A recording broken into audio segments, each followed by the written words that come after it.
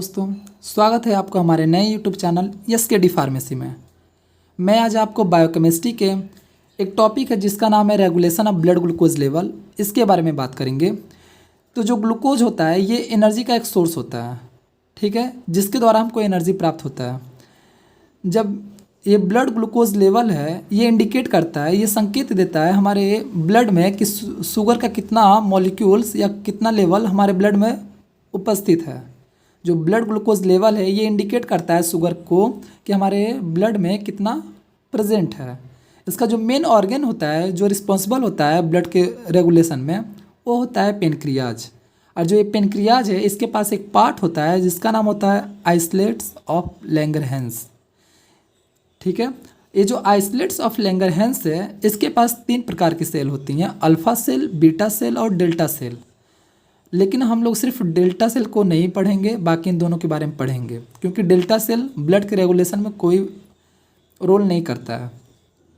तो इसमें जो अल्फ़ा सेल होता है ये अल्फ़ा सेल मेनली पेनक्रियाज का एक पार्ट होता है जो कि प्रोड्यूस करता है ग्लूकोगॉन। जो एक ग्लूकोगॉन है ये अल्फ़ा सेल के द्वारा प्रोड्यूस होता है, और जो बीटा सेल होता है ये इंसुलिन को प्रोड्यूस करता है, ठीक है। Beta cell of pancreas release insulin. अब हम लोग देख लेते हैं इन दोनों के बारे में, हम लोग अच्छे से पढ़ेंगे कि ग्लूकोगॉन क्या करता है और इंसुलिन क्या करता है, कैसे हमारे ब्लड को रेगुलेट करते हैं, इसके बारे में हम लोग देख लेते हैं। तो जो ये ग्लूकोगॉन है इसका क्या रोल है हमारे ब्लड में। तो जो ग्लूकोन है ये हाइपोग्लाइसीमिया डिजीज़ को ट्रीट करने के लिए हम लोग ग्लूकोगॉन का यूज़ करते हैं। Glucagon help in the hypoglycaemia disease. अब हाइपोग्लाइसीमिया क्या होता है, जब हम लोग के blood glucose level decrease in our blood then it is called hypoglycaemia. जब ब्लड ग्लूकोज लेवल हमारे ब्लड में कम हो जाते हैं, जब ग्लूकोज लेवल हमारे ब्लड में कम हो जाता है तो उसको कहते हैं हाइपोग्लाइसीमिया। और जो एक ग्लूकोगॉन होता है ये क्या करता है, जो ग्लाइकोजन होता है उसको ग्लूकोज में कन्वर्ट कर देता है। ग्लाइकोजन एक एनर्जी का फॉर्म होता है जो कि लीवर में होता है। ये क्या करता है, ग्लाइकोगन इसमें से ग्लूकोज को निकाल देगा और ग्लूकोज फिर से हम लोग को एनर्जी देने लगता है, ठीक है। और ये ग्लूकोगॉन जो होता है ये कब एक्ट करता है, जब हम लोग उपवास रखें, मतलब व्रत रखें, या फिर हम लोग को किसी कारणवश हम लोग को एनर्जी नहीं मिल पा रही है, तभी हम लोग जो ये ग्लूकोगॉन है ये एक्ट करने लगता है और ये ग्लाइकोजन को ग्लूकोज में कन्वर्ट कर देता है, ठीक है। और हम लोग इसको फाइनली हम लोग कह सकते हैं कि glucagon help in the increasing blood glucose level in our blood. जो ग्लूकोगॉन है ये सहायता करता है बढ़ाने में ग्लूकोज लेवल को हमारे ब्लड में, ठीक है। अब हम लोग देख लेते हैं कि इंसुलिन का क्या रोल है हमारे ब्लड में। जो इंसुलिन है ये हेल्प करता है हाइपरग्लाइसीमिया में। जो हाइपरग्लाइसीमिया इसका मतलब होता है कि increase glucose level in our blood, मतलब ग्लूकोज का लेवल जब हमारे ब्लड में अधिकतम हो जाता है तब वहाँ पे इंसुलिन की सहायता से उसको ट्रीट किया जाता है। जो इंसुलिन होता है, इंसुलिन ये एक कन्वर्जन की तरह एक्ट करता है। ये क्या करता है, ग्लूकोज को ग्लाइकोजन में कन्वर्ट कर देता है। और क्यों करता है कि बाद में जब हम लोग इसको हाइपोग्लाइसीमिया को ट्रीट कर सकें, मतलब उपवास रख रहे हैं और हमारे पास एनर्जी का कोई सोर्स नहीं है, तो ये ग्लाइकोजन उस एनर्जी का सोर्स रहता है और ये उसको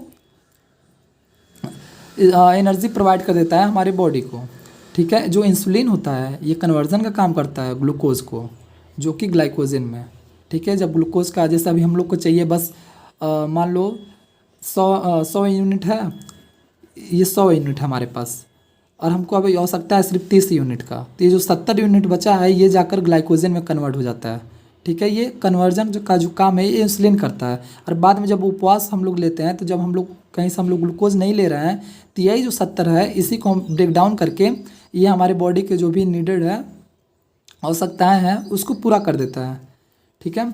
इसलिए हम लोग इसको कह सकते हैं कि finally we can say insulin help to decrease the blood glucose level in our blood. जो इंसुलिन होता है जब ग्लूकोज का लेवल हमारे ब्लड में बहुत ज़्यादा हो जाता है उसको कम करने के लिए हम लोग इंसुलिन देते हैं, ठीक है। इसका कुछ नॉर्मल वैल्यूज़ दी गई हैं। नॉर्मल वैल्यूज़ को हम लोग समझ लेते हैं कि कब क्या होता है। जब हम लोग फास्टिंग, जब व्रत कोई इंसान रहता है तो उस टाइम जो नॉर्मल वैल्यू होती है नॉर्मल व्यक्ति में वो 80 से 100 mg/dl होती है। ठीक है, ये mg/dl। और जो प्री डायबिटिक, जो अभी इनिशियल स्टेज होता है डायबिटीज़ का, उसमें जो व्यक्ति का ग्लूकोज लेवल रहता है वो 101 से 125 रहता है। और जो सीवियर कंडीशन का जो डिजीज़ हो चुका रहता है स्टेज 1 या स्टेज 2, तो उस टाइम में वो 126 प्लस उसका ग्लूकोज लेवल रहता है उसके ब्लड में। फास्टिंग के दौरान ये सब वैल्यूज़ दी गई हैं। अगर आप खाना खाने के बाद अगर आपने चेक किया तो उस टाइम जो नॉर्मल व्यक्ति का रहता है वो 170 से लेकर के 200 mg/dl रहेगा। लेकिन जो प्री डायबिटिक वाले पेशेंट्स रहेंगे उनके में 190 से 230 तक रहेगा। और जो डायबिटीज़ वाले पेशेंट रहेंगे उनके में 220 से लेकर के 300 के बीच में उनका ग्लूकोज लेवल रहेगा उनके ब्लड में। और अभी हम लोग खाना खाने के 2-3 घंटे बाद अगर चेक करेंगे तो जो नॉर्मल व्यक्ति है, नॉर्मल व्यक्ति में 120 से 140 रहता है। और जो प्री डायबिट, जो इनिशियल स्टेज का जो डायबिटीज़ वाले पेशेंट्स हैं उन सब में 140 से 160 mg/dl होता है। और जो सीवियर कंडीशन का जिनको डायबिटीज़ हो चुका रहता है उनको 200 से ज़्यादा उनकी वैल्यू हो जाती है। इसी वैल्यू के आधार पे हम लोग समझ सकते हैं कि कौन से पेशेंट को क्या वैल्यू रहनी चाहिए। अगर कोई पेशेंट नॉर्मल है तो उसकी क्या वैल्यू रहनी चाहिए, और कोई अभी इनिशियल स्टेज है उसके डायबिटीज़ का तो उसकी क्या वैल्यू रहनी चाहिए। अगर आपको ये वीडियो पसंद आया हो तो इस वीडियो को लाइक करें और हमारे चैनल को सब्सक्राइब करें। मिलते हैं नेक्स्ट वीडियो में। Thank you.